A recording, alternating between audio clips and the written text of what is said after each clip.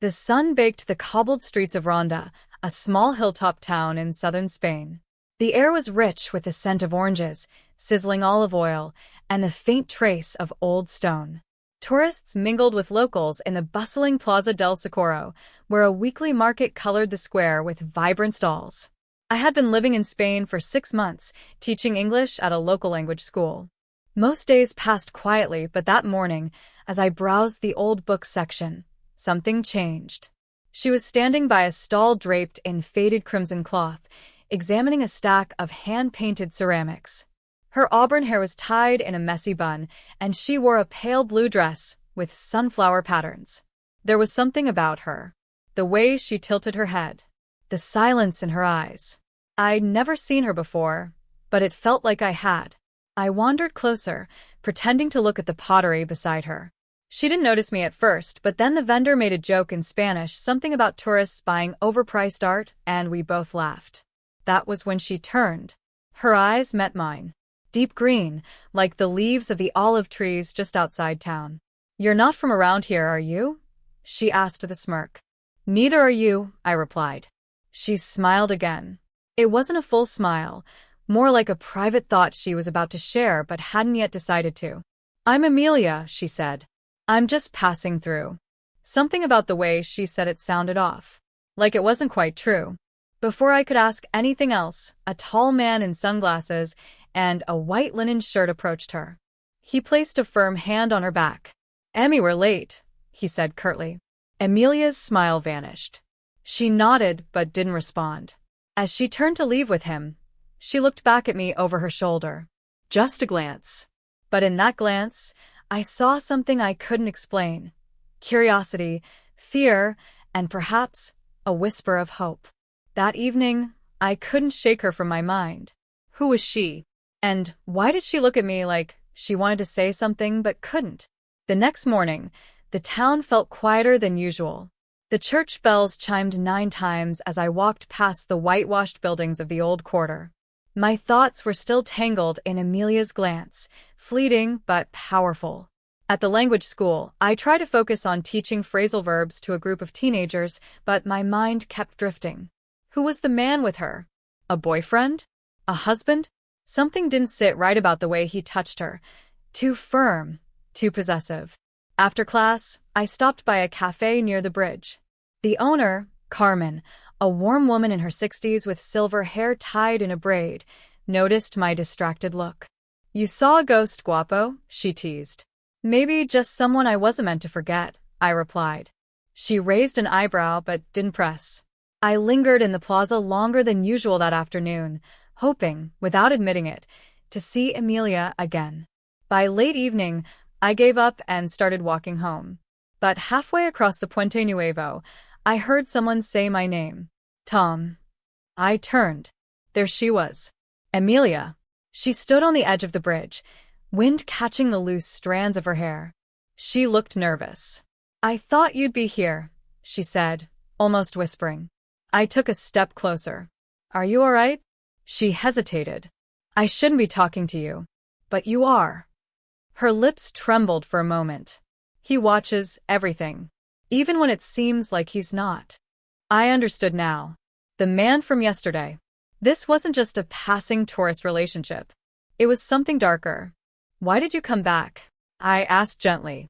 "Because you looked at me like I mattered," she said. "Like you saw me, not just someone beside him." I felt a strange mix of protectiveness and fear. I barely knew her, and yet I knew I couldn't ignore this. "I can help you if you need it." She shook her head. "No, not yet. Just, please don't ask questions when I disappear.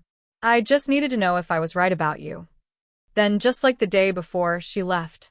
This time, without looking back. And I stood there, wind blowing through the canyon below, her voice echoing in my mind. Not yet. The next few days passed with an unsettling silence. Amelia had vanished again, and I found myself scanning every street corner, every cafe window in Ronda. The joy of summer had dulled slightly, replaced with an anxious curiosity that never quite let me rest. One afternoon, as the sun dipped low behind the hills, I spotted her. Not in person, but in a photo. I was browsing through local art stalls near the Jardins de Cuenca when I came across a black and white street photograph. It showed Emilia walking down the Calle Armenin, a shadow behind her, unmistakably him. Ask the vendor, an old man with thick glasses, about it. She comes through here now and then, he said. Always with that man. Never smiling. There it was again. That hollow look I couldn't forget. I bought the photo, tucked it into my jacket, and walked away feeling heavier than before. Later that evening, I joined a few other teachers at a rooftop bar. The wine flowed, conversations drifted from politics to poetry, but I remained distant. The image of Emilia haunted me. Was she in danger?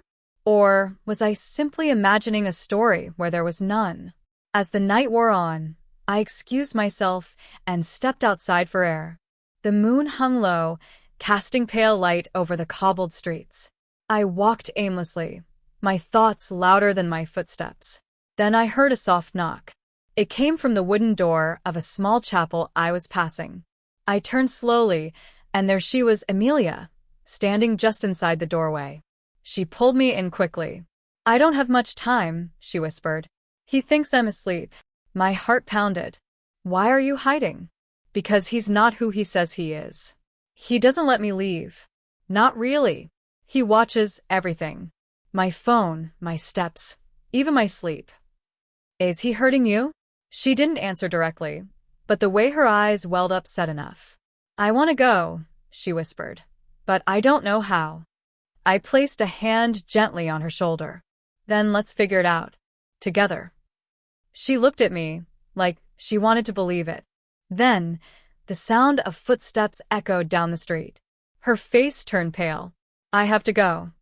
Before I could respond, she vanished into the darkness, leaving behind only the scent of jasmine in the air and a fear that grew deeper by the second. The morning after our secret meeting in the chapel, I walked through the town with a new sense of urgency. Emilia's voice echoed in my head. He watches everything. I needed to help her, but I had to be careful. If he truly controlled her every move, then I was already treading dangerous ground. I returned to the photo I had bought. There, in the background, I noticed something I hadn't before, a street name barely visible, Calle San Miguel. I set off in that direction. The narrow street curved along the cliff's edge. The houses here were older, built in stone with wrought iron balconies that hung over the gorge. Then I saw her. Not Emilia, but the man. He was standing on one of the balconies, staring out at the valley, motionless. I slipped into a cafe across the road, ducking behind the window to watch. After an hour, he went inside. I crossed the street, pretending to admire the old architecture. The building had no nameplate, just the number 47. I memorized it. That evening, I returned. From the alleyway beside number 47, I could see the balcony above. A dim light glowed behind the curtains. I climbed a set of stone steps to an abandoned terrace across the gorge and used binoculars to look in. There she was, Emilia, sitting alone, her back against the wall, knees pulled to her chest. Her phone was on the floor beside her. She didn't move. I watched for nearly 20 minutes. Then, suddenly, she stood up and walked toward the glass doors. She opened them and stepped onto the balcony. For a second, she looked straight across, towards me. She raised her hand slowly, then let it drop. It wasn't a wave. It was a signal, a silent plea. The next morning, I returned to the same spot, but the curtains were drawn. No light, no movement. I waited an hour. 2. Still nothing. I was about to leave when someone sat beside me. It was an old woman, wrapped in a shawl, her eyes sharp despite her age. You're watching the house, she said, not asking. I hesitated. Just curious. She doesn't belong there, the woman whispered. We all see it. She used to smile when she walked to the market. Now, she never comes out. Only him. I turned to face her. Do you know who he is? The woman's voice dropped. No one does. He came last year. Rich, private, always watching. I felt the chill of the wind creep through my jacket. The town wasn't just watching. It was afraid. That night, I wrote Emilia a note. Short. Simple. Tomorrow. Meet me by the Puente Nuevo. Sunset. Trust me. I slipped it into an envelope and handed it to a boy who delivered bread near Calle San Miguel. I told him to leave it just inside the gate. Then I waited. The day moved like treacle. Every hour dragged longer than the last. I spent the afternoon pacing near the Puente Nuevo, the great stone bridge that stretched across the canyon. Shadows grew long over the gorge as the sun began its descent. At exactly 5 minutes to sunset, I saw her. Amelia. She wore a long gray coat, her hair tucked beneath a scarf. Her walk was cautious, but she came straight toward me. No one followed. Or, at least, no one I could see. When she reached me, she didn't speak at first. She just stood there, her eyes scanning my face like she wasn't sure if this was real. You came, I said quietly. I wasn't sure I could, she replied. He was asleep. I left the door unlocked. Her voice was hoarse. Tired. We leaned against the stone wall, gazing out over the vast emptiness below. I don't have much time, she said. He checks everything. If he wakes and I'm gone. Her voice trailed off. Who is he, Amelia? I asked. Is he your husband? Your father? What does he want from you? She shook her head slowly. He's neither. Not really. He says he rescued me. That I owe him. But I never agreed to this. I noticed the way her hands trembled. Why don't you leave? I whispered. She looked at me then, really looked. Because he has everything. My passport. My money. My name. I don't even exist on paper anymore. If I disappear, no one will come looking. The sun slipped lower, casting golden light over the cliffs. I've tried before, she added. I packed a bag once. Got as far as the station. But he found me. Said he'd make everyone think I was mad. That I'd be locked away forever. I clenched my fists. You're not mad. You're trapped. She nodded. And now you're involved. That makes it worse. I reached into my pocket and pulled out a small flash drive. I have photos. From the chapel. From the window. Him watching you. I can take them to the Guardia Civil. Her eyes widened with fear. No. You don't understand. He knows people. High ones. If you go to the police, it'll come back to me. I stared at her in silence. We were running out of options. Then she reached into her coat and pressed something into my hand. A key. Small, silver, cold. That's for the gate, she whispered. Back of the house. It's rusted. But it opens. I'll leave it unlocked tomorrow night. Midnight. If I'm not there, don't come. The sun dipped below the mountains. Shadows swallowed the town. She turned to go. Amelia. I called after her. She paused but didn't look back. You're not alone. She nodded once, then vanished into the growing dark. The clock struck 11, and I was already pacing outside the stone wall that wrapped around the finca. The night was unusually still. Even the cicadas seemed hushed. Every sound, footsteps, the crackle of dry leaves, felt sharper, more urgent. I had memorized the back path through the olive trees. It curved gently, just as Amelia described. The moon was high and nearly full, casting just enough silver light to guide my way. In my pocket, the small key she'd given me felt heavier than it should. I reached the gate at 10 to midnight. Rust had eaten through most of the hinges. I tugged at it, and with a groan, it gave way. I stepped inside and closed it gently behind me. Then I waited. Time crawled. A dog barked somewhere in the distance. I pressed myself against the stone wall and listened. Crickets started chirping again, hesitantly at first, then louder, like a rhythm returning. At exactly midnight, I saw a dim light flicker near the back door. She was there. Amelia. She emerged slowly, carrying a small rucksack and moving cautiously, barefoot over the cold stone. I rushed to her side. You came, she whispered, her voice shaking. We don't have long, I said. She nodded and pressed the bag into my hands. There's everything I have left, she said. Clothes, documents, an old phone. If he hears a sound. She stopped. Her eyes widened.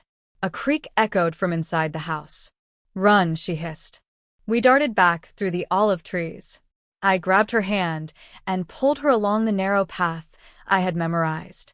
The gate scraped closed behind us, louder than I wanted. Shouts erupted from the house. "Amelia!" A man's voice. Rough. Furious. We didn't look back. I led her down the slope, heart thudding in my chest, until we reached the car I had parked just outside the village.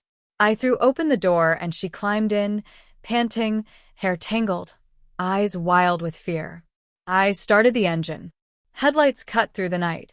Tires crunched over the gravel as we sped away, leaving the finca behind. But the silence didn't last long. In the rearview mirror, I saw headlights. A single car. Following. Amelia looked over her shoulder. Her breath caught. "It's him." The tires screeched as we sped onto the main road. Behind us, the other car kept pace. Always close, never overtaking, like a hunter waiting for the perfect moment to strike. Amelia sat stiffly beside me, gripping the edge of her seat. Her eyes stayed fixed on the side mirror. "We need to lose him," I muttered. We were approaching the outskirts of Córdoba now. The lights of the city flickered ahead like a promise of safety, or a trap. I didn't know which. "He won't stop," she said, her voice hollow. "Not until he has me back." I took a sharp turn down a narrow street. Stone buildings rose close on either side. The tires skidded, but we stayed upright. The pursuing car followed, engine growling louder. "He knows these streets," Amelia whispered. "Then we'll take the ones he doesn't." I veered off into the older quarter of the city. The buildings leaned over the alleys, casting heavy shadows. Every turn felt tighter, more desperate. We burst onto a small plaza, the whitewashed walls reflecting our headlights. I turned again, left, then right, until finally I reached a one-way street too narrow for two cars. "He can't follow us here," I said, breathless. But I was wrong. The car stopped at the entrance, headlights glowing.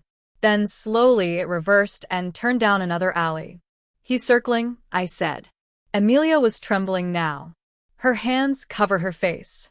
"He always said he'd find me, even if I crossed the sea." We stopped in a shadowed alcove beneath a crumbling archway. I switched off the engine. Silence. Only our breathing. Footsteps echoed nearby. I reached under the seat for the emergency phone Amelia had packed. No signal. "Of course. We have to run," I said. "On foot. Through the old city. He won't risk being seen here." She looked at me, her eyes filled with terror and something else, trust. We climbed out, closing the doors without a sound. Then we ran, weaving through cobbled lanes, past shuttered shops and graffiti-stained doors. The footsteps came again closer. A voice called out. Not his. Someone else. A shadow stepped into our path. "Amelia?" She froze. I stepped in front of her, ready for anything. Then the shadow stepped forward into the light. It was a woman. Granada was still asleep when we arrived. The early morning haze clung to the tiled rooftops, and the sky over the Alhambra was painted in soft shades of gray and rose. The streets were quiet, save for the occasional clatter of a delivery truck echoing through the narrow alleys. I parked beneath a line of olive trees, not far from the Albaicin district. The old Moorish quarter, with its labyrinth of winding lanes, whitewashed houses, and wrought iron balconies, offered the perfect cover. Amelia hadn't spoken much since the chase. She leaned against the window, eyes scanning the passing buildings as though expecting someone to leap from the shadows. "We can't stay here long," I said. "I know someone who might help, but we'll have to be careful." "Someone you trust?" she asked quietly. I hesitated. More than most. Her name was Ines, a former investigative journalist turned lawyer, disillusioned with the system, but still fighting her own way. I hadn't seen her in years. But if anyone could hide Amelia, it was her. We knocked on her flat's heavy wooden door. The building stood at the edge of a cobbled plaza where old men played dominoes in silence and stray cats curled beneath orange trees. When Ines opened the door, her eyes narrowed. She hadn't changed, still sharp, still watching everything. "This is trouble," she said, eyeing Amelia. It always is, I replied. Inside, the air smelled of old books and coffee. Ines made us both sit. Her gaze flicked between us as I explained everything, from the bruises to the threats, the car, the fog. She listened without interrupting, then finally stood and nodded. She can stay, she said, pointing to the spare room. But only until I find her a way out. You've brought danger here, and that doesn't stay long in Granada. As Amelia disappeared into the back, Ines turned to me. There's something else, isn't there? I nodded slowly. He's not just angry. He's connected. The kind of man who has friends in dark places. She looked away, jaw tightening. Then we don't have much time. Later that evening, I stood on the rooftop terrace, overlooking the city. The Alhambra loomed in the distance, its towers golden in the sunset. Amelia joined me, a blanket around her shoulders. I never thought I'd see Granada again, she said softly. He said if I ran, he'd make sure no one helped me. He was wrong, I told her. But even as I said it, a flicker of doubt crept in. Below us, a car parked across the street. It hadn't moved for hours. That night, Granada held its breath. The city, so vibrant in the day, turned into a whispering maze of darkened alleys and flickering lamps. Rain began to fall, soft at first, then stronger, soaking the cobblestones and turning the rooftops into mirrors. Inside Ines's flat, the atmosphere was just as tense. Every creak of the wooden floor, every gust of wind against the shutters, made us freeze. Amelia sat curled up on the sofa, blanket tight around her, her eyes glassy but alert. Ines moved like a shadow between the rooms, always watching. She had called in favors, sent encrypted messages to old contacts. She worked silently, but the tension in her shoulders gave her away. He's here, she said, finally, as she entered the room. I got confirmation. Where? I asked. Somewhere near the cathedral. His men are asking questions. Too many. Amelia's breath caught. He always said the church wouldn't save me. He won't be saved by it either, Ines replied coldly. A thunderclap rolled across the hills. The lights flickered. In that moment, we all knew it was time to move. There's a train leaving at dawn, Ines said. To Barcelona. From there, we can get her out of Spain. But how do we get to the station? I asked. She pulled out a map. Through the Sacramento caves. It's risky, but if we go now in the rain, he won't expect it. We packed in silence. No one dared speak of what might happen if we were caught. Amelia took nothing but her documents and a photo folded carefully into her pocket. I caught a glimpse. It was her, years ago, laughing on a beach. No trace of fear in her eyes. We slipped out the back of the building into the rain. The city was hushed, cloaked in wet shadows. Ines led us through winding lanes, her torchlight bobbing between puddles and walls. As we reached the edge of the Albayacin, where the houses gave way to hillside paths and crumbling stone, we heard the echo of footsteps behind us. We didn't look back. We ran. The hills were steep, and the rain turned the trail to mud. More than once, Amelia stumbled, and I caught her arm. Her lips were pale, but she kept moving. We're almost there, Ines called out. The caves of Sacramento loomed ahead, dark mouths cut into the hills. In the past, they were homes, hideouts, flamenco venues. Tonight, they were our hope. We ducked into one just as the footsteps behind us grew louder. Torches. Voices. He was close. Very close. And we were running out of time. The dark cave swallowed us whole. The cold dampness clung to our skin as we hurried deeper into the shadows. Every breath felt heavy, every heartbeat loud in the silence. Outside, the rain hammered down, masking the sounds of pursuit. But inside, the tension was unbearable. Amelia stopped for a moment, pulling out the photo she kept close. I have to face him, she whispered. No, Ines said sharply. Not yet. We get to Barcelona first. But if I don't, he'll never stop. Her voice cracked, revealing the depth of her fear and determination. I looked at both women, Amelia, worn but strong, and Ines, fierce and protective. We will stop him, I said. Together. The journey out of the cave was slow and careful. The path was narrow, jagged, and slippery. Every step was a test of will. At last, the station came into view, quiet and empty under the early morning sky. We boarded the train without a word. The wheels clattered over the rails, carrying us away from danger, from the past. But Emilia's fight was far from over. As the Spanish countryside blurred past the window, I wondered what awaited us in Barcelona, and if freedom would ever be truly within reach.